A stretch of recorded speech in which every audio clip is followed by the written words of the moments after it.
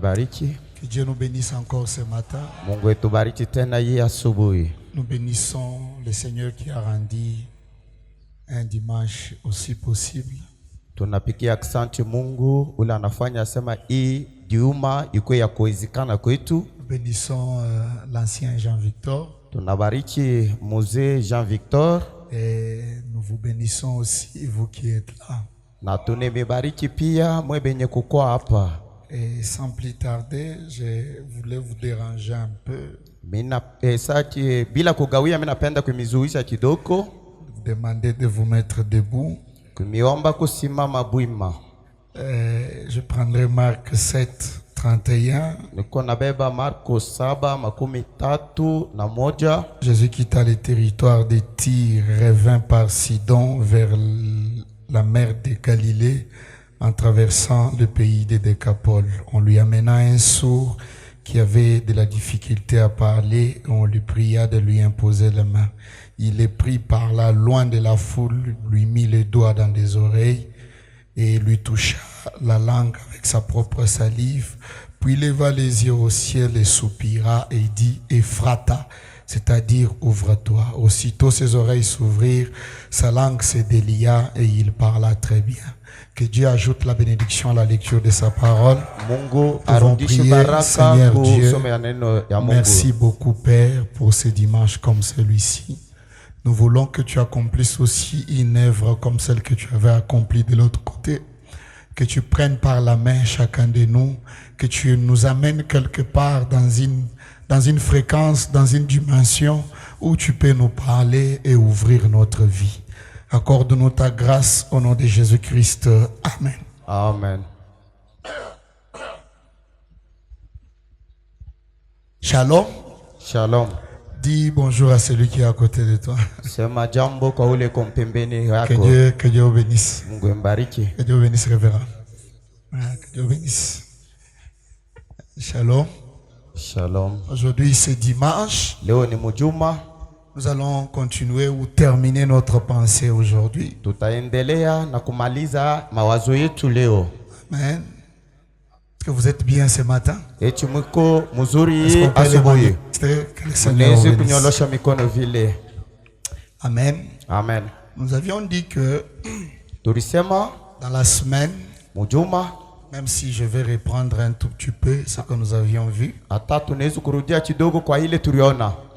Branham dit Ndugu Branham anasema que l'homme est un échec. Muntu ni kushindwa.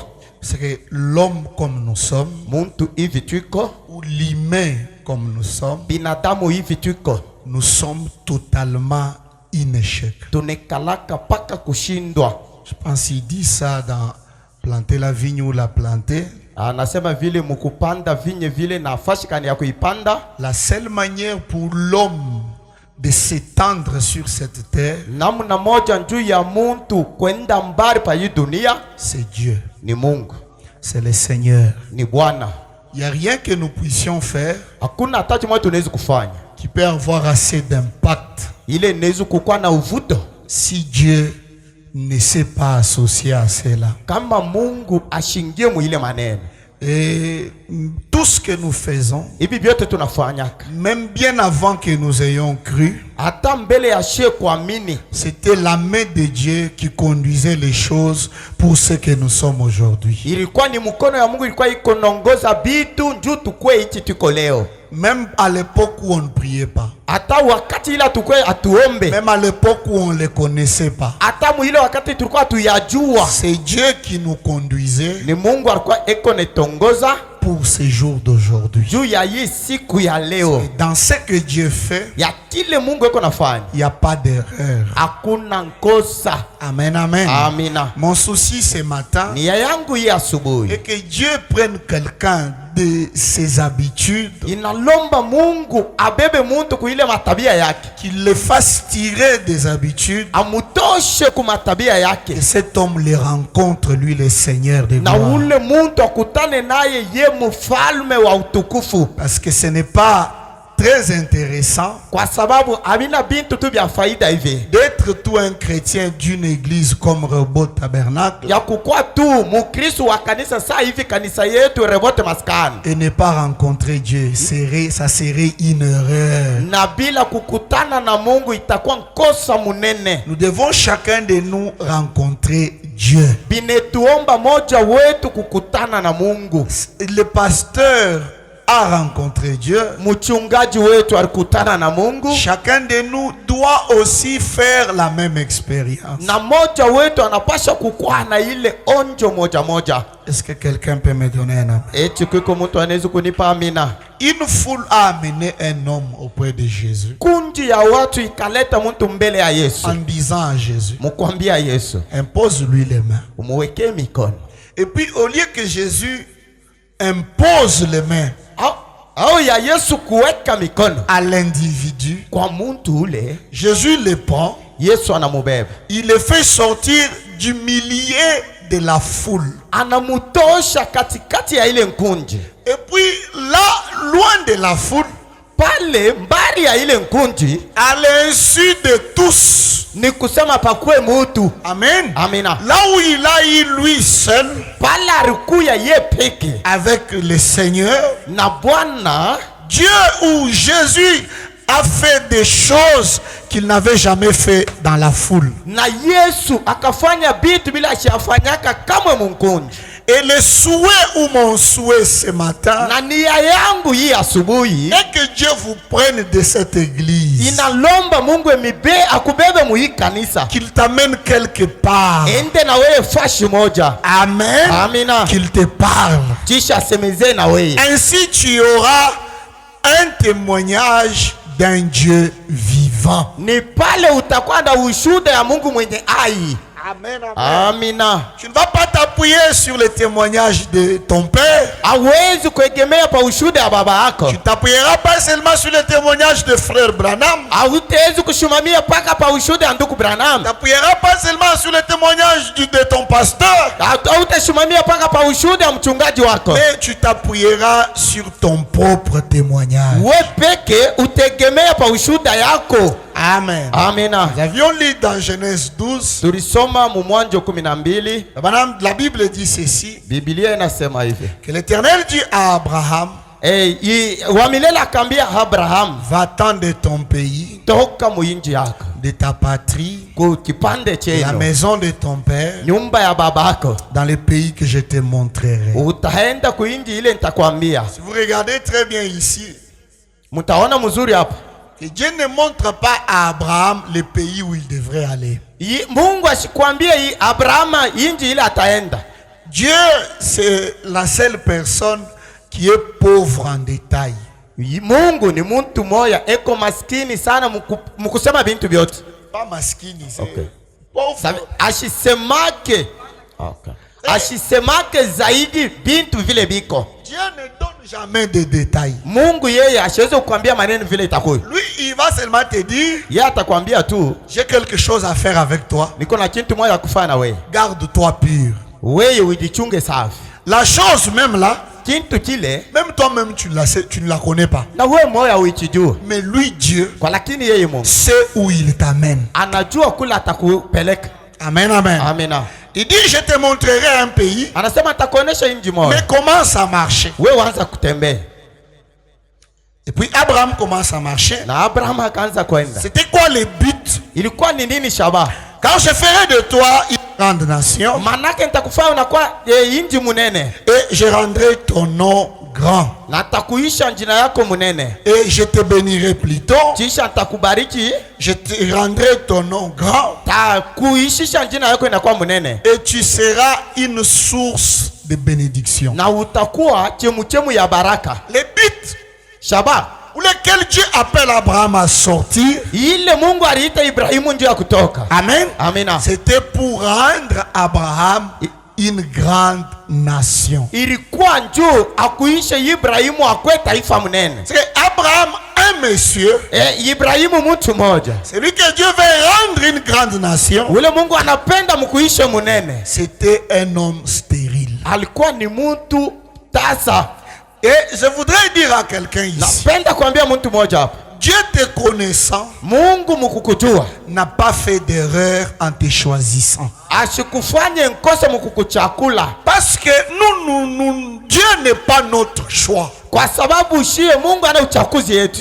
Nous sommes le choix de Dieu. Shie tuko uchakuzi ya Mungu pekee. Personne n'a choisi Dieu. Hakuna mtu alichakula Mungu, Personne ne l'a cherché. hakuna mtu Mais alimutafuta, c'est lui qui nous a choisi. lakini yeye ndio C'est lui alituchakula, qui nous a cherché. yeye ndio mwenye Nous kuitutafuta. sommes son choix. Tuko uchakuzi yake. Alléluia. Amina.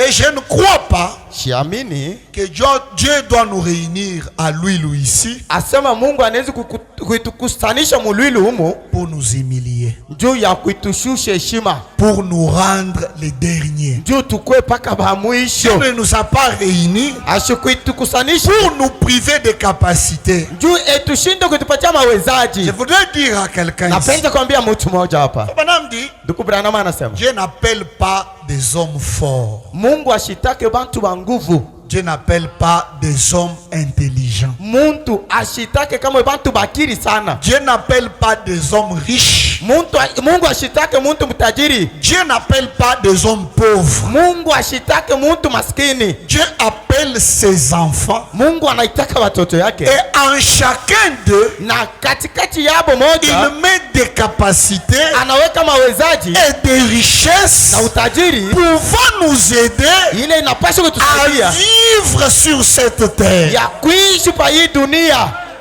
C'est-à-dire, en étant ici, Penye kukua hapa, Dieu a une capacité qu'il doit mettre en chacun de nous. Mungu ako na mawezaji ile ataweka mmoja wetu. Arrangez-moi les sons, s'il vous plaît. Munitengeneze yeko C'est-à-dire, kubyombo. Dieu nous a appelés. Mungu alituita, Quand il m'a appelé, wakati aliniita je ne connaissais pas les frères Delphin. sikujue ndugu Delphin, Je ne connaissais pas le révérend Jean-Victor. sikujue mheshimiwa Jean En Victor. m'appelant, Mukuniita, Dieu m'introduit dans une nouvelle famille Mungu ananingisha mjamaa mpya en accomplissant sa parole. mukutimiza neno yake. Car il avait dit, Manake alisema si vous abandonnez tout pour me suivre, wakati mtaacha vyote njoo dans kunifuata, l'éternel, je vous donnerai une nouvelle famille. mi wa milele nitemipatia jamaa mpya, Je vous donnerai de nouveaux frères. nitemipatia banduku Je vous bapya, donnerai de nouvelles sœurs. nitemipatia badada ba sasa. Et il ajoute, Kisha anaongeza je vous donnerai des maisons.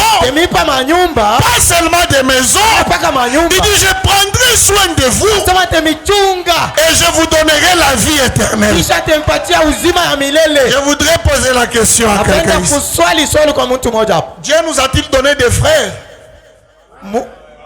Mungu alisha kuitupatia banduku. Est-ce que Dieu nous a-t-il donné des frères? Mungu alitupatia banduku. Vous êtes mes frères. Muko banduku yangu, Vous êtes mes sœurs. muko badadangu. Cette écriture est accomplie. Hii andiko isha kutimizika. Mais il y a une autre écriture que je veux que ça s'accomplisse. Kuiko andiko ingine mimi napenda itimizike. Parce que la vie éternelle, Kwa sababu uzima ya nous milele l'avons déjà.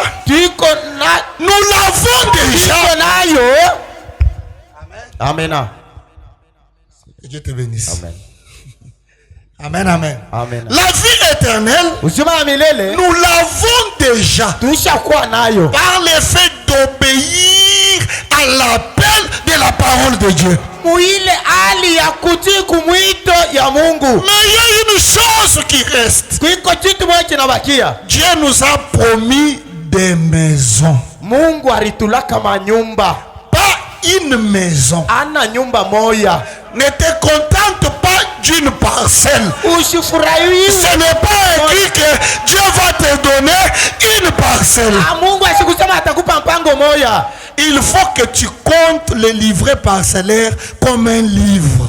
Binalomba ukwe na kitabu ya mikanda ya mampango. Cela aussi est la parole qui doit s'accomplir. Ndio pale peko neno ingine inapaswa kutimizika. C'est une des buts pour laquelle Dieu nous a appelés. Ndio yenye shaba ile Mungu alituitia. C'est une des buts. Ni moja wa shaba ile Mungu alituitia.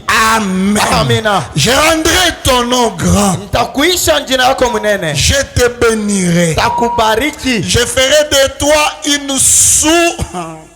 Takukuisha wewe unakuwa chemuchemu ya Dieu ne se contente pas par le fait de nous bénir. Yeye ashifurahi wake paka. Dieu ne se contente pas Mungu ashina na furaha par le fait seulement de nous obéir. paka muile namna ya kumutii. Mais le but de Dieu Shabaha ya Mungu est de faire de nous ni ya kutufanya shiye une source de bénédiction. chemuchemu ya baraka.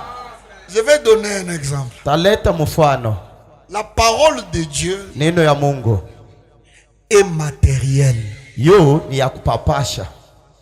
C'est comme ces poteaux ici. Iko saa hii chuma hii. Mais quand Dieu parle, Wakati Mungu iko nasema ce n'est pas matériel. ana ya kupapasha hivi. C'est juste le souffle qui sort. Ni kusema ni pumzi moyo inatoka. Quand moi je les reçois, Wakati mimi ipokea, je les reçois sous forme de quelque chose que je peux toucher. niko niipokea munamuna ya kitu moja ile mimi napasha kubamba hivi. Je vais donner un exemple. Taleta mfano. Dieu dit, Mungu anasema je te donnerai des enfants. takupatia watoto. Est-ce que vous êtes là? Mwiko hapo. Ces enfants que Dieu donne, Abo batoto Mungu iko naleta c'est des enfants souffle. ni batoto pumuzi. Les enfants expression. Ni batoto bale ba misemo vile. Mais par rapport à moi qui reçois, Kuangalia mie ule iko naipokea c'est un bébé dans mes bras. ni mtoto mu mikono yangu. La parole de Dieu, Neno ya Mungu elle n'est pas écrite. aina yenye kuandikiwa. Non, la parole de Dieu, c'est palpable. Ni kintu uko nechoona unekibamba. Amen. Amina. Quand Dieu parle, je te bénirai. Wakati Mungu anasema nitakubariki. Amen. Amina. C'est palpable. Ni bintu unaona unapapasha. Quand Dieu parle que tu seras une source de bénédiction, Wakati Mungu anasema utakuwa chemuchemu ya baraka. c'est palpable. Ni bintu vya kubamba kwa mikono. Amen, amen, amen, Amen. amen, amen. C'est pourquoi, Ndio kwa maana quand on veut construire kama tunapenda kujenga les tabernacles ici, ekano hii, vous savez, ce tabernacle vient d'où? hii ekano hii inatokea wapi? Ça ne vient pas du ciel. Haitokei kumbingu. Ça ne vient même pas d'une des brochures. Haitokei hata kubroshiro moya. Je vais même dire, Minaweza ce kusema tabernacle ne vient pas de la Bible. hii ekano haitokei hata kubibilia. Ce tabernacle vient de vos poches. Ni kusema hii ekano iko natokea mu mifuko yenu. Que Dieu te bénisse. Mungu C'est akubariki. que quand on a besoin de construire, Wakati tuko na lazima ya kujenga, chacun met la main dans la poche. mtu mmoja anaweka mkono mfuko. Celui-ci sort Ule mtu anatosha, le matériel anatosha vyombo de sa poche. mu mfuko yake. C'est que ce tabernacle Hii ekano a comme source iko na chemuchemu yayo. vous. Ni wewe. Est-ce que quelqu'un peut mettre? Kuko mtu anaweza kunipa amina. Maintenant, pour que cela arrive, Njoo ile ikuye, Dieu te demande une chose. Mungu anakuomba kitu moja. Sors de ton pays. Toka muinji yako. Pour que tout ce que Dieu a dit s'accomplisse, Tu vyote Mungu alisema bitimizike. Amina. sors de ton pays. Mungu anapenda utoke kuinji yako. C'est quoi ce pays? Ni nini ile inji? Amen. Amena. Et il dit, Anasema je bénirai ceux qui te béniront. tabariki bale batakubariki. C'est que dans cette marche, Mui kutembea, Dieu prend la charge. Mungu anabeba vyote mwangarishisho yake. Amen. Amena. Il prend la responsabilité Yeye anachukua muziko de bénir ya kubariki ceux qui nous béniront. bale batetubariki. Amen. Amena. Fabana m'explique cette écriture. Ndugu Branham anafafanusha hii andiko. Dans la prédication, Mhubiri, la plus grande bataille jamais livrée. vita kubwa ile ya pikanaka. Est-ce que vous êtes là? Mwiko hapo. Branham dit dans 177, il dit, Ndugu Branham anasema 177 Dieu dit à Abraham, Mungu anaambia Ibrahimu. Amen. Amina. Sépare-toi de ton peuple. Tengana na taifa yako. Amen. Amina. Ils sont ce qu'il y a. Pardon. Ils sont ce qu'il y a. Beko na kile kiko. Ce sont des douteurs. Ni bantu paka bakushakia. Ce sont des incroyants. Ni bato kuamini.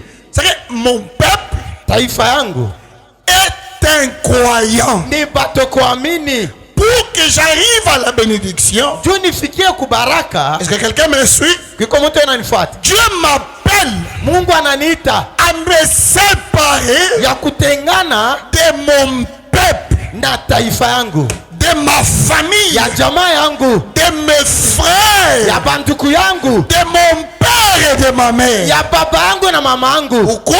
Juu ya nini? Parce qu'ils sont des douteurs. Kwa sababu ni bantu bakushakia. Est-ce que quelqu'un peut me donner un amen? Kiko mtu anaweza kunipa amina? La vie d'Abraham Maisha ya Ibrahimu a commencé par cette écriture. ikaanza pa hii andiko. Dieu appela Abraham. Mungu akaita Ibrahimu. Et quand Dieu l'appelle, Wakati Mungu anaita, Dieu promet à Abraham des choses. Mungu analaka Ibrahimu bitu. À Genèse 13, Kule ku Mwanzo 13. Abraham marche avec Dieu. Oh, Ibrahimu anatembea na Mungu. Genèse 14, Il marche avec Dieu. Eko anatembea na Mungu. Genèse 15, Mwanzo 15. en Genèse 17, Mwanzo 17. Dieu dit à Abraham, Mungu anaambia Ibrahimu. ou Abraham dit à Dieu, Ibrahimu anaambia tu Mungu, m'as appelé, unaniita, je n'ai pas d'enfant. sina na watoto. L'héritier de ma maison Ni kusema murithi wa nyumba yangu sera, alléluia, atakuwa c'est si Eliezer de Damas. atakuwa ni Eliezer wa Kudamasi. Dieu dit à Abraham, Mungu anaambia Ibrahimu, non, ça ne sera pas Eliezer. hapana, itakuwaka kamwe Eliezer. Est-ce que vous me suivez? Eti Mungu ananifuata. Mais vous allez voir que Mtaona asema quand Abraham commence à avoir des enfants, wakati Ibrahimu anaanza kupata watoto, ses enfants, alléluia, wale watoto yake devraient chacun walipaswa mmoja wabo rencontrer le même Dieu de leur père. kukutana na ule Mungu mmoja wa baba Et yao. le même Dieu qui avait parlé à leur père Ule Mungu mmoja alisemezea na baba yao. devrait faire le même travail, Alipaswa kufanya kazi mmoja. parler aux descendants d'Abraham. Kusemezea na ile mbeko ya Ibrahimu. Amen. Amina. Qui avait arrangé le son hier, le vendredi? Nani alitengeneza ibuyu jana? Mukasta. Est-ce que vous me suivez? Eti mnanifuata? Et Dieu dit à Abraham, Na Mungu anaambia Ibrahimu, ne regarde pas, ushangarie, parce que la plus grande bataille jamais livrée, kwa sababu vita kubwa ile yapikana, c'est que tu arrives à comprendre munafikia mkuelewa que tel que tu es, asema kile wiko tu n'es pas pauvre alors que tu es pauvre. hauna masikini, mkuangalia uko maskini. Est-ce que quelqu'un me suit? Eti kiko mtu ananifuata? Amen, amen. Amina. C'est ça la bataille de Dieu avec Abraham. Yenye vita munene ya Mungu na C'est Ibrahimu. Abraham qui arrive à comprendre Asema Ibrahimu afikie mkuelewa, que dans la stérilité ici, asema mubutasa hubu j'ai des enfants. niko na watoto, Je suis un père de nation. niko baba wa taifa. Alléluia, alléluia, Amen. alléluia. Et que cela doit être Na ile inapasha kuwa le travail de Dieu avec chacun de nous. kazi ya Mungu na moja wetu. Amen. Amena. Pour te dire Juu ya kwambia que dans tes échecs, ase mukushindwa kwako il y a la victoire. kuko ushindi. Maintenant, Sasa comment amener quelqu'un qui a échoué namna gani kufikisha muntu ule alishinda, à lui dire que ya kumwambia asema tu as la victoire? uko na ushindi? Comment? Namna gani? C'est ça la bataille de Dieu. avec chacun de nous. Et cette année, je voudrais qu'on ait la victoire en croyant que Dieu ne peut jamais échouer avec chacun de nous. Amen. Amen. Et puis Fabanam dit, ils vont t'entraîner dans le même pétrin que. Je n'ai pas compris. Je vais dire. Ok. Ils vont t'entraîner. Amen. Amen. Dans le même pétrin. Okay. Le pétrin, c'est l'échec, le recul, tout ça. Tout ce qui est négatif. Je t'explique toi. Je ne l'explique pas. Je t'explique. N'interprète pas. Je t'explique pour te dire, le pétrin, c'est l'échec, le recul, l'humiliation, le raté. C'est ça. C'est tout ce qui n'avance pas. C'est ça l'échec. Okay. Amen. Amen. C'est ça le pétrin plutôt. Ne suis pas ta famille. Ne suis pas ton père. Car ils vont t'entraîner dans le même pétrin que.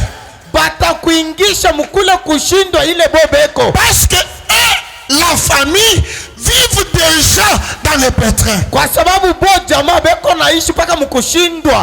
Amen. Amina. Et puis, Fabanam dit, sépare-toi. Tengana nabo. Sépare-toi. Tengana nabo. Tu veux aller de l'avant? Tu veux avoir la victoire cette année? Sépare-toi de ta famille.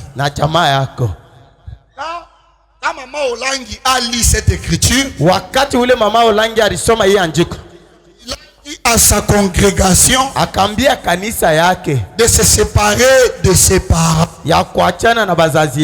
C'est le niveau le plus bas qu'un responsable religieux peut atteindre. Se sépare pas de son père. Même si ils sont ivrognes et incroyants.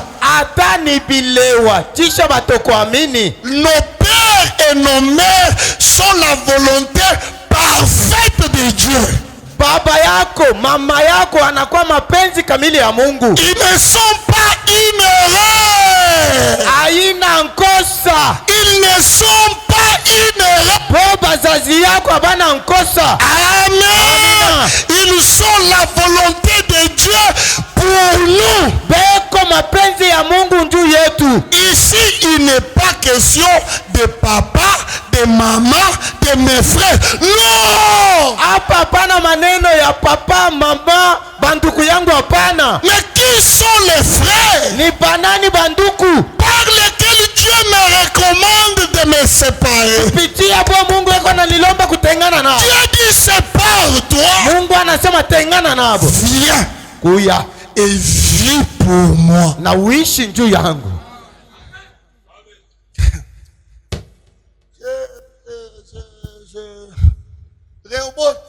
Rehoboth. Je donne un exemple. Est-ce que ça va? Est-ce que ça va? Je sais qu'il fait chaud, je vais être bref. Je sais. Tu n'as pas pris du café? J'ai bu. Dieu te bénisse. Amen. Amen. Amen. Ça c'est ma main. Ça non? Cette main ici a le même titre que ma montre. Yo iko na bei moya na saa yangu. Oui. Ça pas bei, le même titre.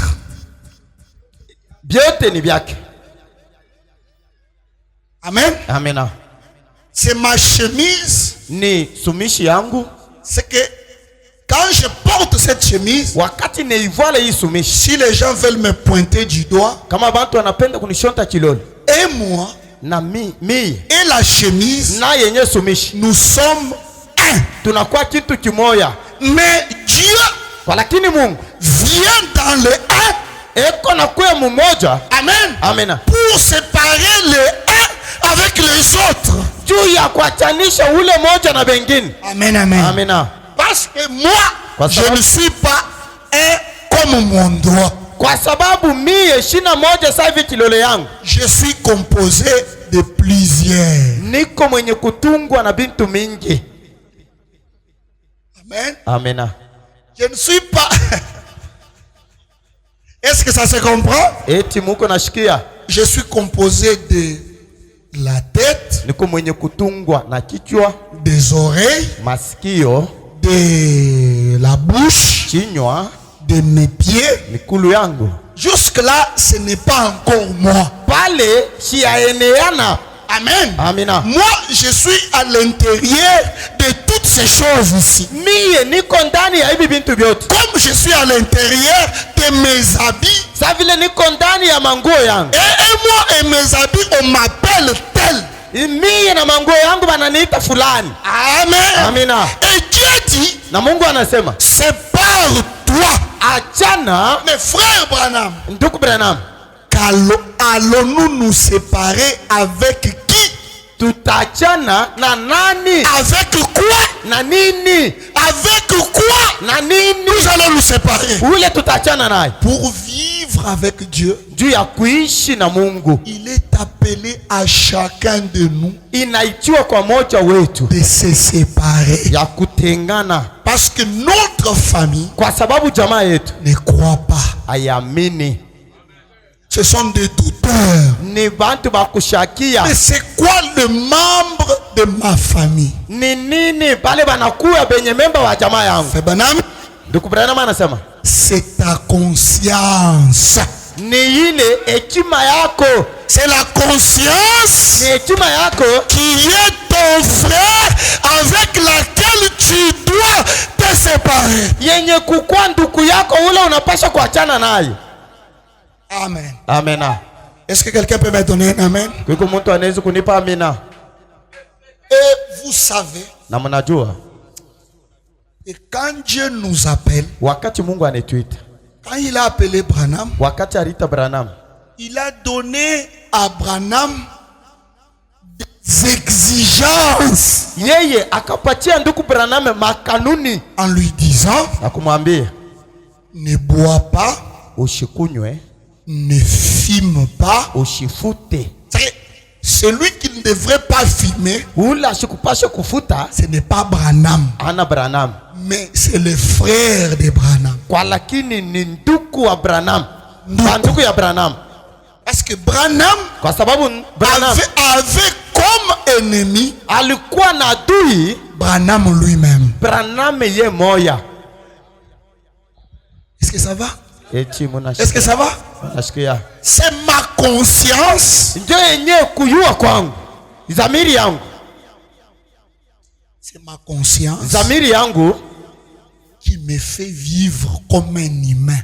ile iko na nisukuma kuishi sa binadamu, Ça me fait vivre iko na nisukuma kuishi comme tout le monde. sa vile batu bote. Mais pour que je sois ami de Dieu, Juu nikuye rafiki wa Mungu, je dois me séparer avec ce qui me fait sentir humain. ninapasha kuachana na vile biko mine bishikia vinakuwa ndani yangu sa binadamu. Aubissez mais bientôt. Kukuwa Amen. binadamu. Amen. Amen. Amina. C'est consciemment. Ni kusema zamiri Consciemment. ndani yangu, Moi, on ne joue pas avec moi. mimi abanicheze yake. Ah. Consciemment, tu ne peux pas jouer avec moi. Weye muzamiri yangu na vile mimi kanaka hawezi kucheza na mimi. Que le message et l'église ne te trompent pas. Hii ujumbe na kanisa ishikulande. Moi, on ne joue pas avec moi. Mimi abanicheze yake. Sépare-toi de ça. Achana na ile. C'est pas Sépare-toi de ça. Achana na ile. Dieu ne traite pas avec nos consciences. Mungu ashitumikake na zamiri yetu. Branham dit, Ndugu Branham anasema, il dit, et sépare-toi de tes sens. asema achana, tengana na ile mania yako. Mets-les derrière toi. Uiweke nyumba yako. Laisse ça derrière toi. Acha ile kumukongo yako. Dégage ta pensée. Tosha mawazo yako. Amen. Amina. La pensée Mawazo est un champ ni kusema ni shamba dans lequel muile Dieu plante. Mungu eko na panda. Les diables plantent. Shetani eko na panda.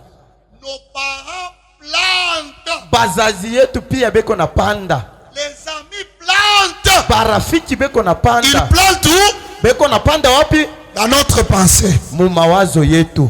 Je vais vous donner un exemple. Temepatia mfano.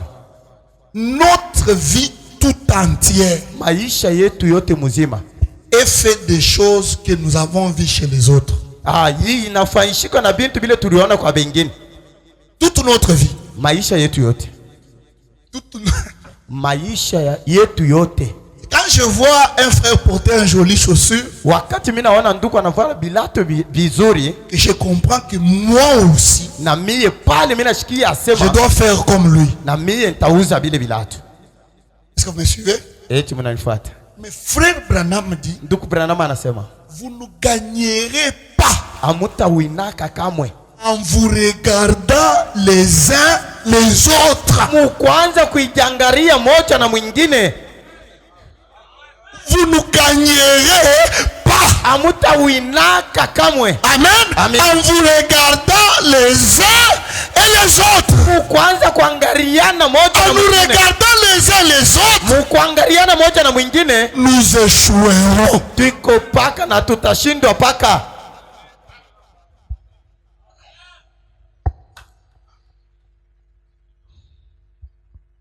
Est-ce que ça va? Eti viko naingia. Aujourd'hui, je ne veux pas qu'on crie. Leo shipende tulalamike. Je veux que chacun Napenda moja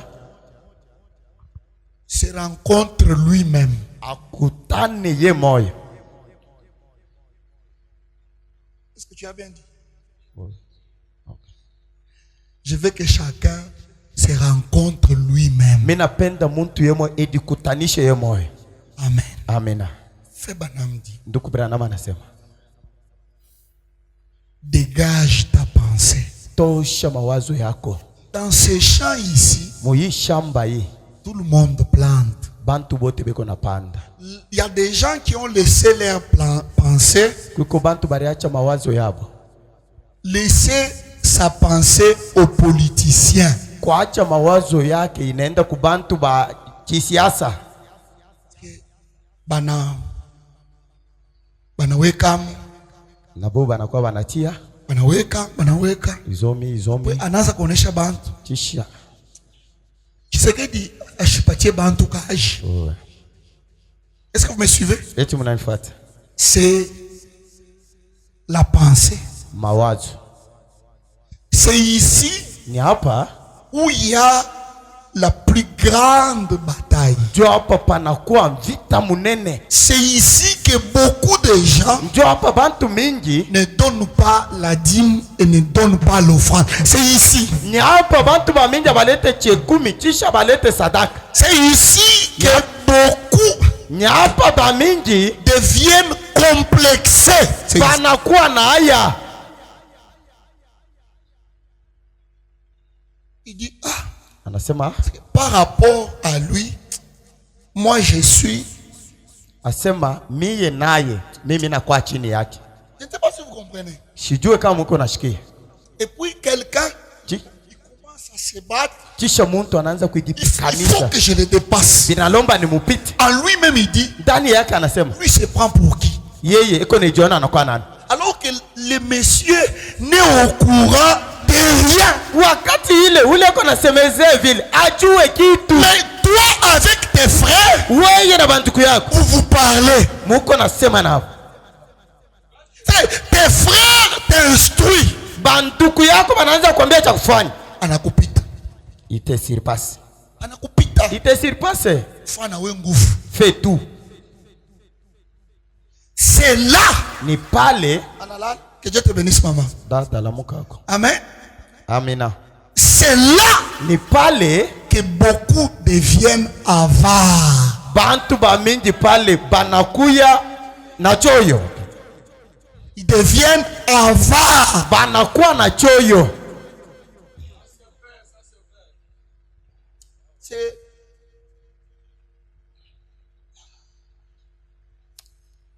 il fait pas dit, Na ndugu Branham anasema vous échouez muko na shindwa, parce que vous vous regardez les uns et les autres. muko na shindwa njoo muko na jangaria, unaangalia huyu na huyu naana Et kuangalia, c'est ça même l'orgueil. njoo yenye kiburi inaanzia pale. Amen. Amina. C'est ça même l'orgueil. Kujipandisha kunaanzia pale, Parce que kwa sababu l'orgueil, kujipandisha paka mie huyu, miye inafaa inibapite. moi il faut que je sois au-dessus de tout le monde. Amen. Amina. Et Fabanam dit, Ndugu Branham anasema rappelle-toi, kumbuka sasa, quand tu te sépares, wakati unaachana, rappelle-toi kumbuka que c'est moi. asema ni mimi, C'est moi qui t'appelle. ni mimi anakuita, C'est moi qui veux que tu ni viennes. mimi anapenda ukuye. Viens vivre avec moi. Kuya uishi pamoja na mimi. Amen. Amina. Dieu appelle chaque semence d'Abraham Mungu anaita mtu wote, mtoto wa Ibrahimu, à se séparer ce matin ya kuachana hii asubuhi à le même genre de vie là. na ile maisha moja moja ingine ile. Quelle vie? Maisha gani? Tabanam donne 4 coups sur la chair. Il dit Ndugu Branham anapika mara 4 nyumbani, anasema cette grande bataille asema ile vita munene se poursuit partout maintenant. yo iko fashi yote hapa sasa. Amen. Amina. Dieu veut. Mungu anapenda. Vous êtes là? Mwiko hapa. Dieu veut que l'on se sépare. Mungu anapenda asema tuachane. Amen. Amina. Mais qu'on se sépare de quoi? Kwa lakini tuachane na nini? Fabanam dit Ndugu Branham anasema de la vue. ya maisha. Kona. Okay. Okay. Kona. La vue. Kona. Pasteur, Mchungaji. j'ai vu de mes propres yeux. Mimi naona na macho yangu. J'étais témoin. Mimi kwa mshuhuda pale. C'est par toi de ça. Achana na bile. Amen, amen. Amen. Je l'ai vu Mimi namukuta, mimi de mes namuona. propres yeux. Hapa kunyambie Il n'est pas chrétien, pasteur. ana mukristo mchungaji. C'est par toi de ça. Achana na bile. Amen. Amen. C'est par toi du goût, Achana na ile kuonja du toucher. na kugusa. Il y a ceux qui disent à Dieu, Kuko vingine wewe naambia Mungu, Zambi wandenge shimachimbu. N'interprète pas. wewe C'est par toi de ça. achana na bile. Amen. Amen. C'est par toi de l'odorat. Achana na kile kushikia harufu. C'est par toi de ton ouïe. Achana na kusikia. Pasteur, Mchungaji, le frère là t'a insulté. ule nduku anakutukana. C'est que quand toi tu commences à dire ça, Wakati unaanza vile, c'est toi qui es mauvais. ni wewe ndio anakuwa mubaya. C'est toi qui es mauvais. Wewe ndio mubaya. Le frère là, la manière dont il a parlé. Ule nduku namna ile anasema. Je vais vous dire une chose. Temiambia kintu moja. Il y a des choses Iko bintu que nous devons supporter bile binetulomba kuvumilia à cause du message de William Branham. Kwa ajili ya hii ujumbe ya William Branham. Il y a des personnes que nous devons supporter à cause de la parole. Kwa ajili ya hii neno. C'est que je te trouve que tu as fait ça. Moi, j'ai trouvé un frère, un ami qui était chez moi. Il a fait quelque chose de pas très bien, pas très correct. Je me suis tenu là. Quand il a fini, la personne avec qui ils ont fait est partie. Je n'ai rien dit. J'ai continué à vivre normalement. Je ne l'ai pas dit à quelqu'un d'autre. Et on est resté. Cet ami-là a commencé à maigrir. Et puis il me dit, tu m'as vu. Mais il faut que tu dises quelque chose. Il faut soit tu me condamnes, soit tu me dis-moi quelque chose. Je vais te dire quoi? Toi, tu as compris que ce que tu as fait, c'est bien. Moi, je vais te dire quoi? 4 mois plus tard, il vient me dire, à partir d'aujourd'hui, moi, je ne vivrai plus jamais mal. Est-ce que vous me suivez? Je lui dis pourquoi. Il dit c'est par rapport à ton attitude envers moi. Si c'était les autres, tout le monde allait être au courant de ces problèmes. Faites attention de la manière que vous traitez quelqu'un qui a commis une erreur. Faites attention. Qu'est-ce qui vous pousse à les juger?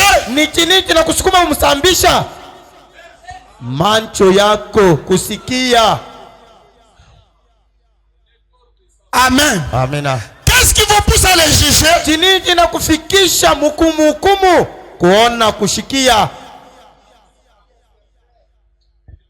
Si vous regardez les femmes avec lesquelles nous vivons, ils ne sont pas exactement comme nous. Mais si ce n'est pas que l'homme supporte sa femme et que la femme supporte son mari, il n'y aurait pas de mariage aujourd'hui.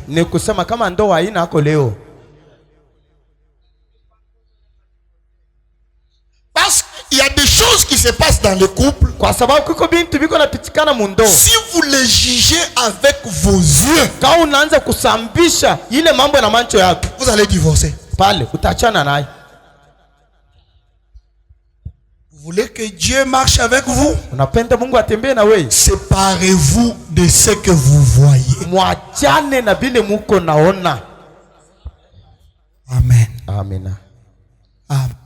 Amen. Et nous devons, à cause de la parole de Dieu, supporter certaines injustices. Supporte. Moi, on ne se joue pas avec moi. Vumilia. On t'escroque aussi de l'argent. Supporte. Ata feza yako banakuenda nayo. Vumilia. Il y a des gens, si nous ne pouvons pas les supporter, ils ne seront pas chrétiens jusqu'aujourd'hui.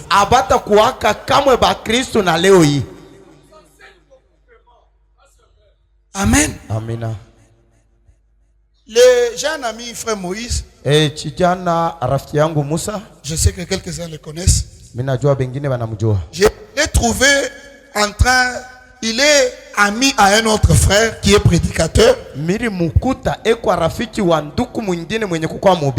Il me dit, mais quand j'ai observé les frères, wakati nikaanza kuangarishisha ule ndugu, j'ai compris que c'est un frère de caractère difficile.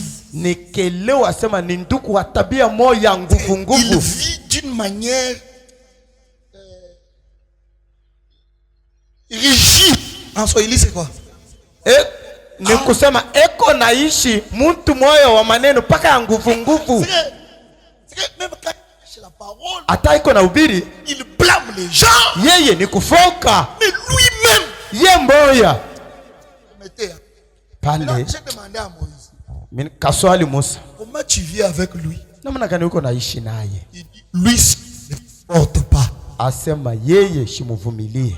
Kama shimuvumilie, Il ne serait pas chrétien jusqu'aujourd'hui. ni kusema shikupashe kuwa Mkristo na leo. Mon attitude Ni kusema hali yangu peut garder ses frères. inaweza kuchunga undugu. Mon attitude Hali yangu et la vie éternelle na uzima ya milele est liée à mon attitude envers lui. inafungwa, inambatana na hali yangu kwake. Il y a des gens qui sont prêts à condamner chaque fois qu'ils vont quelqu'un commettre une erreur. Kuko bantu beko tayari kuhukumu muntu wakati anamwona anatenda nkosa. Supporte-les tout simplement. We umuvumilie tu. Je vais vous donner un exemple. Temepatia mfano. Frère Jacques fumait. Nduku Jacques alikuwa anafuta. Et Branham savait que frère Jacques fumait. Na nduku Branham alijua sema nduku Jacques iko nafuta. Que faisait frère Branham? Nduku Branham alikuwa anafanya? Il priait pour Jacques. Alikuwa iko nombea Jacques. C'est Jimmy. Alikuwa Jimmy. Il priait pour Jimmy. Alikuwa iko nombea Jimmy. Un jour, siku moja, et Branham avait l'habitude, chaque fois qu'il part voir Jimmy, nduku Branham alikuwa anazoezo mara yote iko naenda kuona Jimmy, il lui achète un paquet de cigarettes. Alikuwa iko na mujia tumbako. Est-ce que quelqu'un me suit? Kiko mtu ananifuata. Il disait à Jimmy, alikuwa anambia Jimmy, continue à venir à l'église. Endelea paka na kukua kukanisa. Ne change pas parce que moi je t'ai dit. Wewe usibadilike njoo mimi nakwambia. Il y a des petits chrétiens qui aiment boire. Quand je dis ça, ils veulent s'attacher à ça pour continuer à boire. Je ne suis pas en train de te permettre de boire. Wewe kilewa kama wanasema vile, anasema uendeleshe na kunywa. Je parle de petits chrétiens. Niko nasemezea ba Kristo hapa ba kingari. Des petits chrétiens. Ba kitoto hapa. Amen. Amena. Et na frère Branham, après avoir prié, nduku Branham kisha kuomba comme son habitude, sa vile kwa zoezi, il part acheter les paquets de cigarettes. Anaenda kuuza tumba. Imaginez-vous que Branham, mukumbuke à qui Dieu a dit ne fume pas, ule Mungu anaambia usifute, est parti dans une boutique à acheter un paquet de cigarettes. Anaenda kuchoske moya kuuza tumba. Si toi tu l'aurais vu, kama wewe ulipasha kumuona, tu allais dire quoi? Ulipasha kusema nini? Na Branham na yeye anauza tumbako. Je l'ai vu avec ça.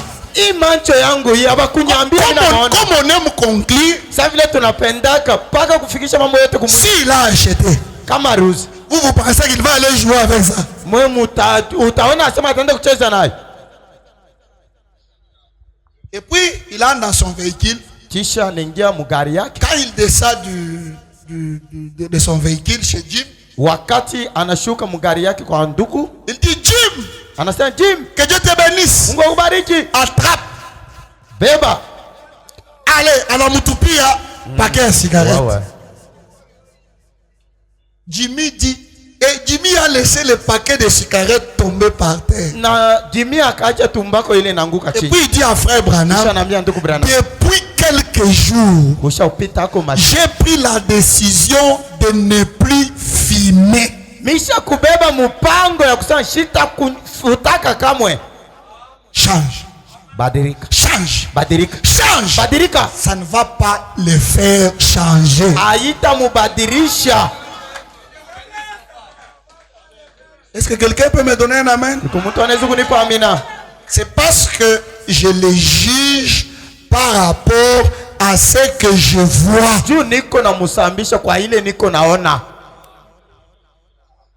Amen. Amen. Est-ce que quelqu'un peut me donner un amen? Kuko mtu anaweza kunipa amena? Séparez-vous de votre imagination. Mwachane na ile mawazo yenu. Vous savez, l'imagination, c'est un frère bon. Munayua mawazo ni nduku mwema. Ils sont deux. Beko bawili. L'imagination Waza et le raisonnement. na mafikiri vile. Ils aiment rester avec nous quand tout le monde dort. Banapendaka kubakia na shi wakati bantu bote banalala. Kunekalaka réunion mo inapitakana entre mie na jamaa yangu. Cette famille là, ce n'est pas mutombu kazaji, non. Ile jamaa ile ana manjina ya bale banduku banatayo. Cette famille là, Ile jamaa c'est frère imagination, ni nduku kuwaza, frère raisonnement. ni nduku mafikiri Parce que ile. c'est mon frère. Ni nduku yangu. Nous avons tous grandi dans cette maison ici. Tunakomea nabo muyi nyumba. C'est dans cette maison que nous avons grandi. Ni muyi nyumba hii tunakomea. Amen, amen. Amina. C'est la nuit. Ni bushiku. Après avoir regardé tous les événements la journée, Kisha kuangalia mambo yote ya muyua. la réunion entre la nuit. Mkusanyiko sasa inaanza busiku. Et puis l'imagination te dit. Kisha mawazo inakwambia. Imagine-toi seulement. Waza tu. Le pasteur Mchungaji ne t'a pas appelé. ashikuita. Le raisonnement te dit. Mafikiri na yo. Il ne t'aime pas. Ashikupendake. Toi tu dois dire amen à ce que ta famille te dit. Wewe unapaswa kusema amina kwa kile jamaa yako Et inakwambia. puis tu dis c'est qu'il ne m'aime pas. Bia kweli ashinipende. Et puis Kisha dis bon. unasema Et puis le raisonnement te dit. Kisha mafikiri inakwambia. Est-ce que le pasteur lui-même là? Eti mchungaji ye moya huyu. Est-ce qu'il a encore Dieu? Eti eko tena na Mungu. L'imagination dit. Mawazo na yeye nasema. Le pasteur n'a plus la puissance. Huyu mchungaji nguvu isha mtoka. Unaanza kupanda kumilima. Là vous commencez à monter à la montagne. Unaanza kutafuta ba prophète. Tu commences à chercher les prophètes. Parce que c'est tes frères qui te poussent Kwa sababu ni banduku yako mewe na kusukuma. avoir quelque chose de tangible. Iko na kusukuma upate ko chintu kimoja cha kubamba hivi. Et le matin, Na asubuhi tu te réveilles nalamuka nerveux, mishipa isha kushimama en colère contre tout le monde. kasilani kwa mtu wote utaona. Quand ta femme te parle, Wakati bibi yako anakusemezea tu réponds mal. unamjibu mbaya. Tes amis t'appellent, Barafiki yako wanakuita tu les réponds mal. uko ne bajibu babi baya. Tu viens de la réunion entre toi et tes frères. Unatokea kumkusanyiko wewe na banduku yako. Les autres, ils regardent sa femme, ils lui disent, Bengine wanangalia bibi yake wanasema, quand je te vois passer devant moi, tu m'énerves. wakati niko na kona unapita mbele yangu kasilani inanipanda. La femme n'a rien fait. Bibi ashifanya kitu. Et puis il lui dit, Kisha anasema, quand je te vois passer là, wakati nini nakona unapita hivi, j'ai envie de te... nashikia hata ya kukutwanga La kabisa. femme n'a rien fait. Bibi ashikufanya kitu. C'est un homme qui vient de la réunion entre lui et ses frères. Ni mtu anakatisha mkusano na banduku yake. Alors si tu veux marcher avec Dieu, Na unapenda kutembea na Mungu, sépare-toi de ces frères là. achana na wale banduku yako wale. Amen. Amina. Amen. Amina. Amen. Amina. Sépare-toi Achana des affections. na ile. Je sais que tu ne vas pas, Ouais. pas bien interpréter. Ouais. J'explique les affections. Ok. Frère, viens. Nduku kuya. Frère, viens. N'aie pas honte. Ushikwe na haya. Amen. Amina. Lui, il est de Bakwa Kalonge. Je Yeah, donne un exemple. Yeye yuko wa kule Et Bakwa moi, je Kalonge. suis de Bakwa Kalonge. Mi niko Bakwa Kalonge. Je le vois. Wakati mimi namuona, Il dit, oh, mon frère. oh nduku yangu anamkombati. Et puis, Ngoïmoine, que Dieu te bénisse. On ne rigolait pas, c'est sérieux. Mushicheke Je ne sais pas si vous voyez. shi puis- juu kama unaona. Quand j'ai un secret. Wakati niko na mambo moya ya kuficha, Je laisse tout le monde. mimi naacha baba wote. Je pars chez mon frère. Mimi naenda kwa ndugu yangu. Je lui dis mon secret. Mimi namwambia mambo yangu. Et puis je lui dis. Kisha mimi namwambia C'est dans nos affections. ni mukule kupatana kwetu. Amen. Amina. Dans nos affections. Muile bunduku kwetu. Les affections. Bimama pendo bya kwetu. Ah. Et puis, Kisha comme nous sommes sur la terre, safi tuko pa dunia hapa. lui peut commettre une erreur. Yeye anaweza kutenda mkosa moja. Moi, je peux commettre une Na erreur. mimi naweza kutenda mkosa. Envers lui. Paka kumbele yake S'il se fâche kama yeye anashirika. par rapport à ce que je lui ai fait, Kwa kile mimi namfanyia pour me faire mal, juu ya kunifanya vibaya. il va faire quoi? Atafanya nini? Il va divulguer tout ce que je lui ai dit. Atatangaza vyote vile misha kumwambia. Et puis, quand il va divulguer ça, Wakati atasema vyote, il cesse d'être mon frère à l'instant là. pale ashina tena ndugu yangu. Et puis, et l'église, Na kanisa je vais faire quoi? Je vais partir pale nitaenda à cause de lui. juu yake. Vous voulez marcher avec Dieu? Napenda kutembea na Mungu. Séparez-vous des affections. Mwachane na ile maneno ya kusema ni wa kwetu. Amen. Amena. Ce n'est pas... Écoutez, les gens qui nous aident ne sont pas les gens de chez nous. Bantu wale wanetusaidia kabekalake bantu ba Ne sont pas les gens de chez nous. kabekalake ba kwetu. Qui est de chez Pasteur Victor ici? Ule eko kabila moja na pasteur ni nani? Quand on a quoi pas Njobu Mungu Bakasai, on t'avoue. Quand tu viens ici parce que vous êtes des Kasaye, aya yako Unalichanga hapa njo unatokea kani kumbushimai kani kumweneditu unakuya hapa sema évitez de parler tout le temps en Chiluba, ce n'est pas bien. mweye munakuwa kuilichanga hapa ndio tulitoka kwa kanisa fulani kukasai. Saa yote pala chikasai abina mzuri. Comment vous allez amener à convertir les autochtones d'ici? Namna gani utafikisha kuaminisha Kachokwe Kandembo? Séparez-vous des affections. Mwachana ile mambo ya chakwetu. Amen. Amina. Il y a des gens qui nous aiment. Tuko bantu banetupenda. Ils aiment frère Branham. Bali banapenda ndugu Mais Branham. à cause ya mwanetu, ils ne viennent pas. Juu ya kusema bish abakuye tena. Amen. Amina. Amen. Moi mambo ila bilungunji ila ina bien. Wewe mambo ya kukutanaka. Unaona? Tunaikatala hapa. Il y a un frère qui m'a dit quelque chose de très important. Il dit, moi ici, je parle qu'en Swahili. Kuiko muntu ananyambia kintu moja lazima asema mimi hapa ni paka Swahili. Musha kutoka kwenu unakuya. Museme lugha hapa. Tu as déjà quitté chez vous, unakuya hapa. Aimez la langue d'ici. Manya Swahili mon cher. Sema Kiswahili.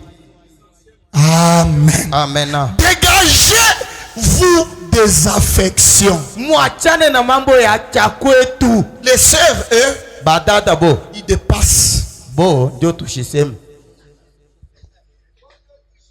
Kama ule ni kani sasa ule kama ni kani ntitamuka jiena yeye ni ntitamuka batengia na mushambre. Bora sumburia mambo yabo mushambre. Ni kusema huyu ni bibi wa nduku Junior, bibi wa nduku John. Bo mambo ni yabo tu. Manabebana enda mushambre. Banekala pakitani ya bwana ya wenyewe. Baanza kusumburia. Banaingia mchumba ya kulari. Ni wa kwetu ni dadangu.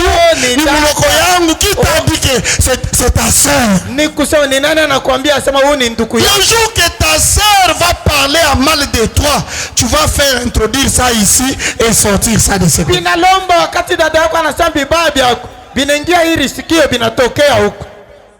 Amen. Amena. Amen. Amena. Est-ce que quelqu'un peut me donner un amen? Uko mtu anaweza kunipa amena? J'aime les gens. Napendaka batu. À la limite la parole. Bo paka paneno. Paka paneno. Sasa mimi napendaka bantu paka pale sauti ya Mungu ndio sema up umupende. Mimi namupenda. Okay. Sasa shita mupenda ande ya kile neno inasema. Inapitisha kama navule chemise mimi navala, anavule bilatu mimi navala. Oh, ni ndugu yangu. Ndio Mungu anasema kikasai. Sasa kuna réfléchir c'est pas. Mawazo pala haiko. Il y a des gens qui ont des démons. Kuko bantu wewe na mandemoni. Il y a des gens qui ont des démons. Kuko bantu wewe na mandemoni. Tu portes ses habits. Kama unavala nguo ya il a ces démons là qui entrent en toi. Ule ndemoni wake ule anakubamba na wewe. Madame dit qu'il y a des frères qui sont partis louer une chambre d'hôtel dans laquelle il y avait le frère qui adorait frère Branham, on passait lui. Et quand ils sont sortis dans cette chambre-là, eux aussi ont commencé à adorer frère Branham. Kuiko banduku barenda kuingia muchumba ile ililala bantu. Balikuwa benabudu nduku Branham. Na bo banalala. Wakati ile banatoka banaanza kuabudu nduku Branham. Pepo ile inabala mata. Wewe. Séparez-vous de ces histoires. Mwachane na vile bintu. Pour marcher avec Dieu, cessez de raisonner. Cessez de vous imaginer des choses. Laissez vos affections là avec les gens. Viens vivre pour moi. Ici, nous sommes venus ici pour frère Branham. Tunakuya hapa njuu ya nduku Branham. Amen. Amen. Frère Branham dit, nduku Branham anasema, marchez-y, mutembeye avec au pas de la parole. Na mumatua ya neno. C'est quand la parole pas, wakati neno inafanya tu, marcher avec la parole. Na wewe unatembea na neno. Voilà un vrai soldat. Utazama sasa askari wa kweli. Ne parlez pas de ce que vous voyez. Mushiseme kwa bile muko naona. De ce que vous entendez. Kwa bile muko nasikia. Ce sont des mensonges. Ni mabongo. Parce que la vie elle-même est un échec. Kwa sababu kuona kwa kwenye ni kushindwa. Je voudrais entendre un amen. Napenda nishikie amina. Je ne considère pas les choses que je vois. Je ne considère pas ce que je vois. Amen. Amen. Car c'est cela qui me catégorise. Place dans des catégories. Moi je suis plus grand que tel. Je ne regarde pas ce que je vois. Si Dieu me donne 100 000, merci Seigneur pour ce que tu m'as donné. Je te demande de continuer à m'en donner parce que j'ai une responsabilité.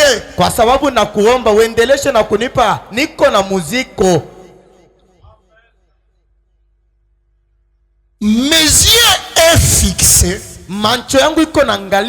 sur des dimensions élevées.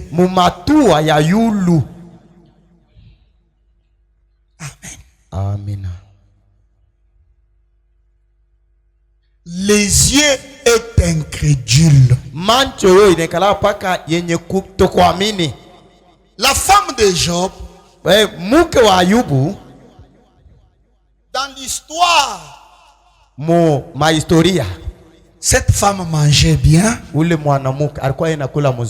s'habillait bien.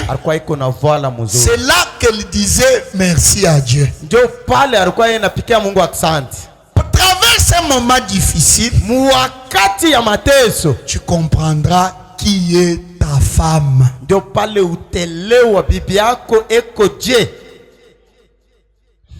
Tu comprendras que les sœurs aux longues robes ici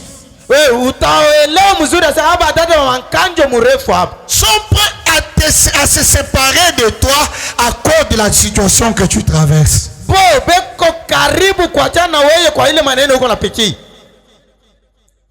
Aujourd'hui dans les messages, les critériums pour épouser Ce n'est plus la nouvelle naissance. Ana kuzaliwa chipi. Tu as dit que les garçons qui veulent t'épouser là. Wewe unasema chiane unataka kukoa. Il fait quoi? Anafanyaka nini? C'est papa qui demande. Ni baba anauliza. Il fait quoi? Anafanya nini? S'il travaille à la banque, kama iko natumika ku benki, même ta mère, ata mamako, même ton père, ata babako, wende ichika. Ce n'est plus la question qui est posée actuellement. Ce n'est plus la nouvelle naissance. Ni kusema swali inakuwa pale. Ana kuzaliwa chipi. Bakisema tu eko ukolwezi. Si onji ile ya kolwezi. Mama na yosema kukolwezi uko makuta. Mama koneke akolwezi ya l'argent. Wende. Va kolwezi. Mimi shipenda sema uteso. Wende. Shipende que tu souffres. Va. Mama ule nasema shipenda sema uteso. C'est elle qui a souffert tellement. Après, Dieu lui a donné le caractère de bonne femme. Est-ce que quelqu'un me suit? C'est après que nos mères ont tellement souffert, Dieu leur a donné un bon caractère. Maintenant, et à leur tour, ils ne veulent pas que nous on souffre. Kama tu kuna kamotoka ataka unatembesha kanajima hapo. Bakiseme tu kula sema eko na motoka. Kuna ishi. Wende. Va. Wende. Va. Amen. Amen. Banasema eko na motoka. Chacha un véhicule. Wende mbele kukolwezi kukumuyomba kwikari. Va kolwezi là où il y a ton oncle. Mwikarie lwaka. Va d'abord pour voir. Ana njoo kuvoir. Mkwe karibu mwanze kuonana. Na wewe. Amen. Amen. Job 2 au point 9. Oh, Ayubu mu kipande ya 9. Quand la femme de Job a vu la souffrance, wakati bibi wa Ayubu anaona mateso, sa femme lui dit, bibi yake akamwambia, tu demeures ferme dans ton intégrité. Wewe unabaki paka uachi mkule kunyoloka kwako. Maudit Dieu, mais lani Mungu ukufwe. Maudit Dieu seul et meurt seul. Lani Mungu we moyo, kisha utakufa paka we moyo.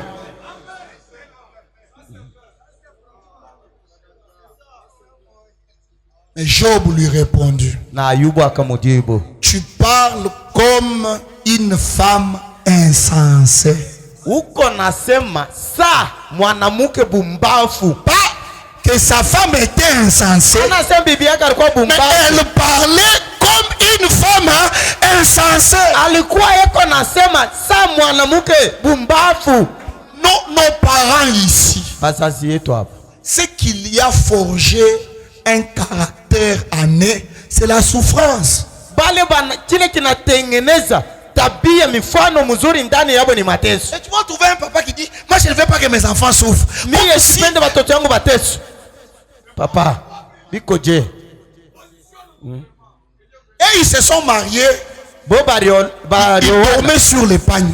Barko beko na lala banatanjika chikwembe.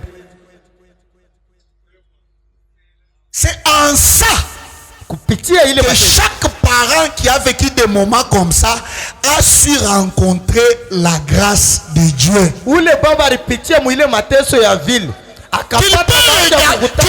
regarder derrière et dire, mes enfants, demain appartient à Dieu. Banezi kuangalia kule baritokea banasema batoto yangu mambo ya kesho inaangalia Mungu yeye moyo. Amen. Amen. Mais nous on a Dieu ouvert. Shie macho yetu ya kutonona. On veut voir. Tunapenda kuona. Kijana mwanamke kule kumbujimai. Anamwambia kijana yuko Kinshasa. Anaendaka ku Dubai. Ilifaa Dubai. Oui, yeye mamake anasema. Kama anafika kule banafanya mariage bien mu tabernacle, bushiku banamuonesha sema hapa tunekalaka na Mungu mwingine humu nyumba humu. ton mari quand il est encore ce qu'il est maintenant. Penda bwana yako wakati eko kile eko leo. Écoutez. Mushikie. Laissez-moi vous dire quelque chose. Mwache niambie kitu moja. La Bible dit. Biblia inasema. Vous êtes là? Mwiko hapo. Les lionceaux batoto basimba peuvent éprouver la disette. Ni kusema banezi kupata njala. Qui est le lion? Ni simba ni nani? Le roi de la forêt. Ndio mfalme wa mamyuru. Les enfants du roi de la forêt batoto ba mfalme peuvent passer des moments sans avoir à manger. Banezi kupitia wakati bila kupata chakula. Mais la Bible dit. Biblia inasema. Mais ceux qui aiment le Seigneur ne sont privés d'aucun bien. Hakuna hawatakosewa hata kitu kimoja. Mon ami et mon frère. Oh, rafiki yangu ndugu yangu. Aimons le Seigneur. Pende Bwana. Amen. Amen. Laissons les raisonnements. Cette année ici, n'ayez aucune calcul. Ushukwe na mesabu mingi. Ayez confiance à Dieu. Tia tumaini yako ndani ya Mungu. Et Job répond à sa femme. Na Ayubu akajibu bibi yake. Quoi? Nini? Nous recevons de Dieu les biens. Tuko napokea kutokea kwa Mungu vizuri. Et ne recevions nous recevions pas aussi le mal. Na kule kwa Mungu kumoyo hatuwezi kupokea kwa tena vibaya. C'est vrai. Le même Dieu qui peut bander notre plaie. Ule Mungu ule anaweza kutunza. C'est lui-même là. Ni paka ule qui nous a blessés. Dola ne tukata tena bila. La Bible a dit. Biblia inasema. J'ai blessé. Et je vais encore bander. Kisha nitatunza.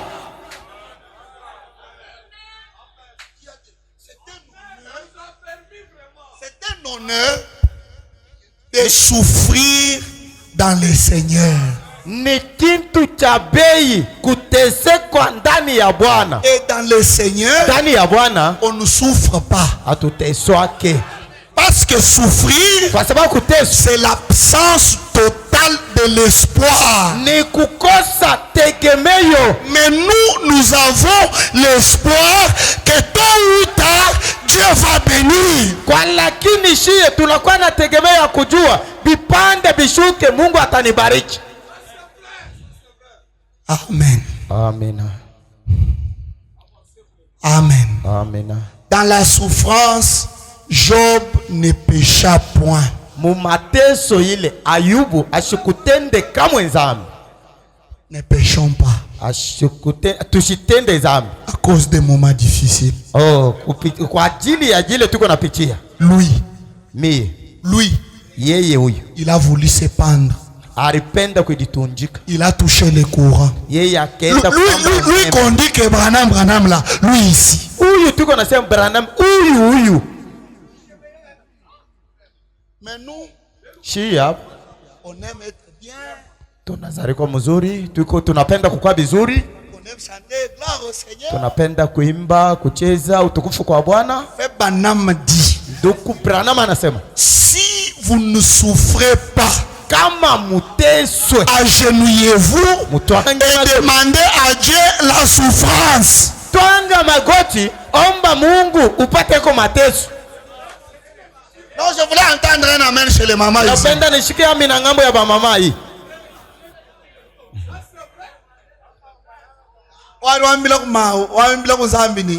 Nambia Bwana, envoie-moi un peu de souffrance. Unitumie eko mateso.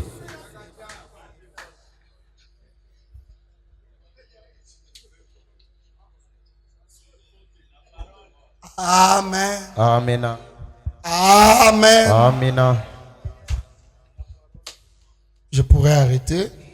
Je pourrais arrêter ici. Est-ce que vous êtes là? Est-ce que ça va? Apocalypse chapitre 2.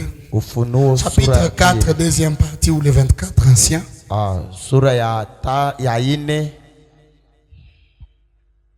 Au point 239, il dit, mwile aya ya 239, qu'est-ce qu'un homme? muntu ni nani? C'est un être triple. Ni kiumbe mara mingi. Triple. Mara tatu. Triple ni beaucoup. Ça c'est raisonnable. Que Dieu te bénisse. Amen. Amen. Amen. Corps, et mwili, roho na nafsi. c'est ça. Ndio muntu. Bien savent cela. Bangapi banajua ile? Considérez comment Dieu s'y prend. Muangalie namna gani Mungu iko na beba. Amen. Amen. Qu'est-ce que le cœur de l'homme? Moyo ya mutu ni nini? Vous vous souvenez de mon message? Munakumbuka ujumbe wangu. Dieu choisit le cœur de l'homme. Mungu anachakula moyo ya mutu comme tour de contrôle. Sa vile chibumbashi.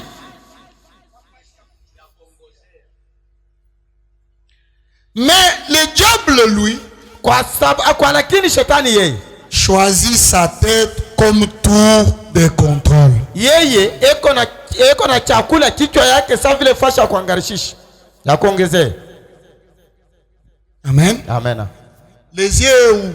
Mancho iko hapa.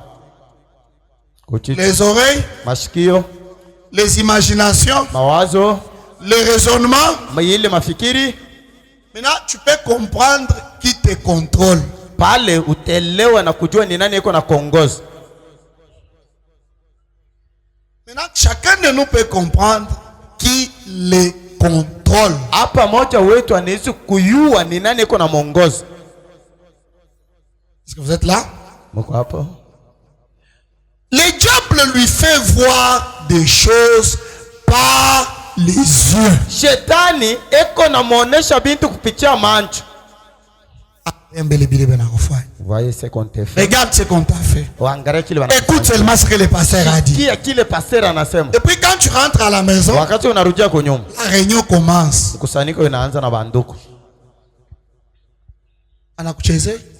Il sait jouer de toi. Oui, toi, on ne joue pas avec toi. Et puis toi-même tu dis, dans notre église là, je ne partirai plus. Dans la tête. Et puis il dit, mais Dieu lui fait croire à l'homme que les choses qu'il ne voit pas. Mungu yeye eko nafikisha muntu mukuamini bintu ndani ya roho yake bila shone. Amen. Amen. Amen, amen. Amen. Et des choses qui ne peut pas toucher. Na bintu bile ashiwezi kubamba. Est-ce que vous comprenez? Eti muko nashikia. Dieu est dans notre cœur. Mungu anapatikana ndani ya mioyo yetu.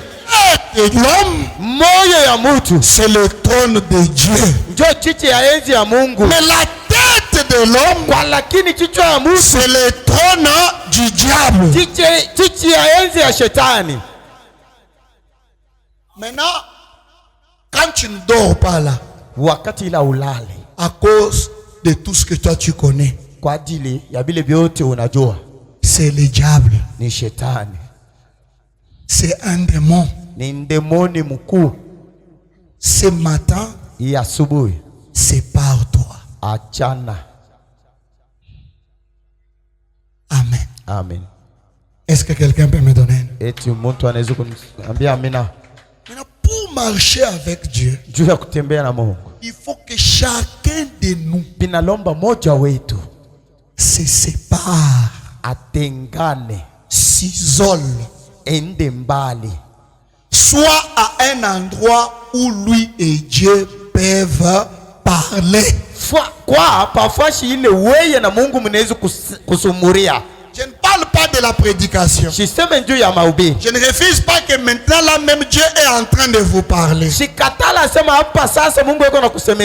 la force d'un chrétien, c'est la rencontre dans les secrets.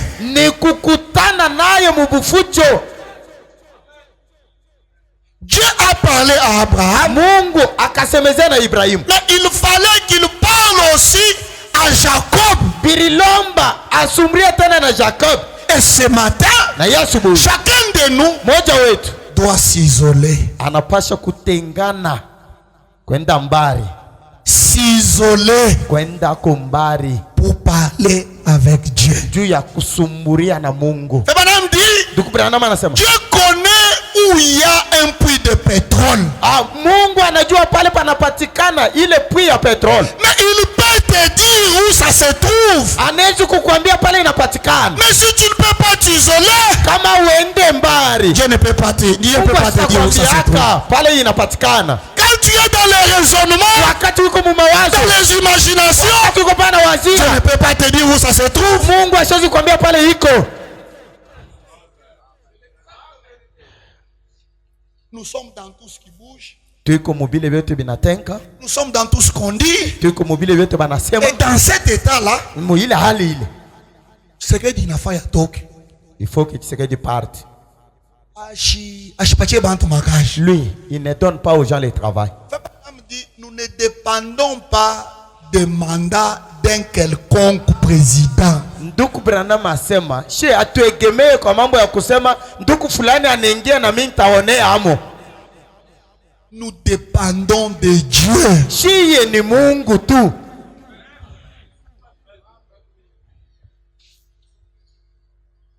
Amen. Amen.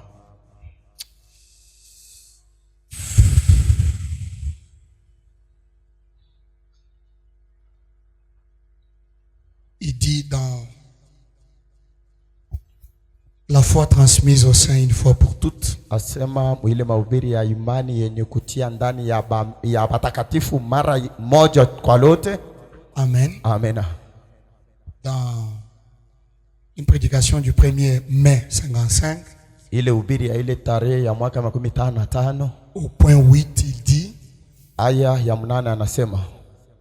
Que Dieu vous bénisse tous. Mungu mbariki mwebote. Je ne vais pas prendre trop de votre temps aujourd'hui. Je voudrais parler un instant. Au milieu là, il dit, n'aimez-vous pas, n'aimez-vous pas vous retrouver seul avec lui? Seul avec lui. Pas avec les pasteurs, pas avec les amis, pas avec notre église. N'aimez-vous pas vous retrouver? Nous avons des occupations du genre. Je dois travailler. N'aimez-vous pas vous retrouver seul? Là, juste être seul avec lui. Des fois nous chantions un cantique. J'aime être seul avec le Seigneur. Lui mon sauveur. Avez-vous déjà entendu parler de cela? Je peux lui dire tous mes problèmes. Tout seul. Et cette manière-là, et c'est de cette manière-là que Dieu veut nous avoir. Il veut nous avoir cette année de cette manière-là. Seul avec lui. Seul avec Dieu. Vos prières ne sont pas tellement. Il dit, vous prenez peut-être, vous savez par exemple, quand vous êtes en public, vous ne pouvez pas prier avec force.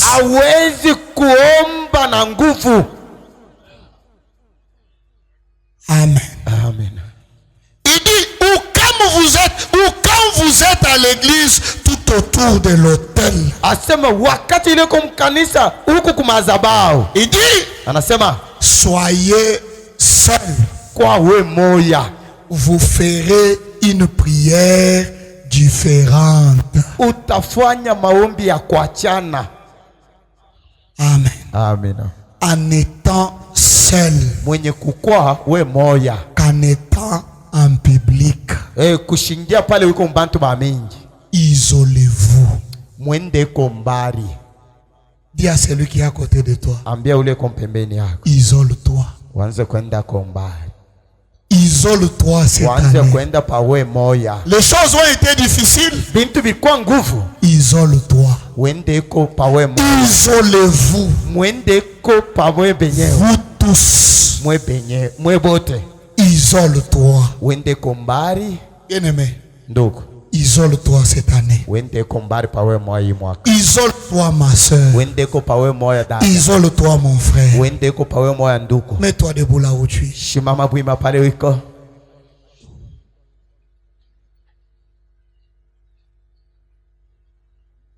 Isole-toi. Wende ko pa we moya.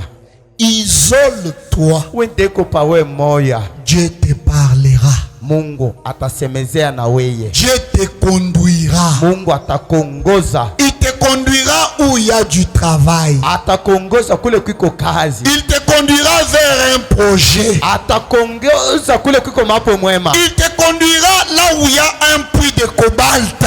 Atakuongoza pale peko shimu ya cobalt. Il te conduira là où il y a un puits de pétrole. Atakuongoza pale peko shimu ya petrol. Isole-toi. Utengane wende pawe moya. Isole-toi. Wende ko pawe moya. Il te parlera. Atasemezea na weye. Il dira Ephrata.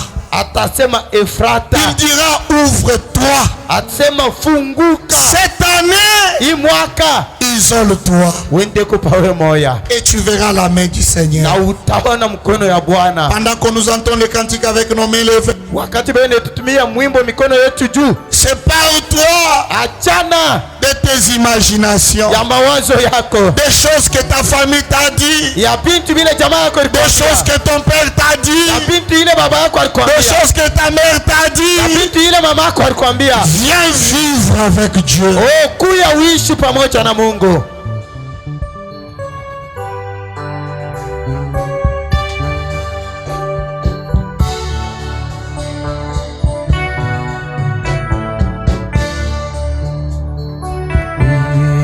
Parle-moi, Seigneur, oh Jésus, parle-moi. Oh, élève ta foi, mon frère.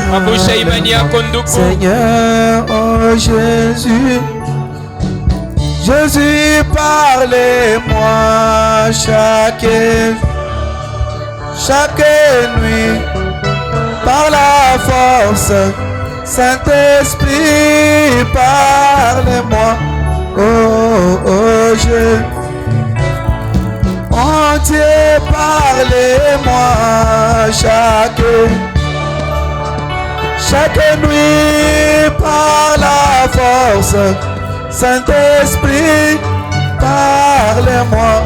Oh, oh, Jésus, parle.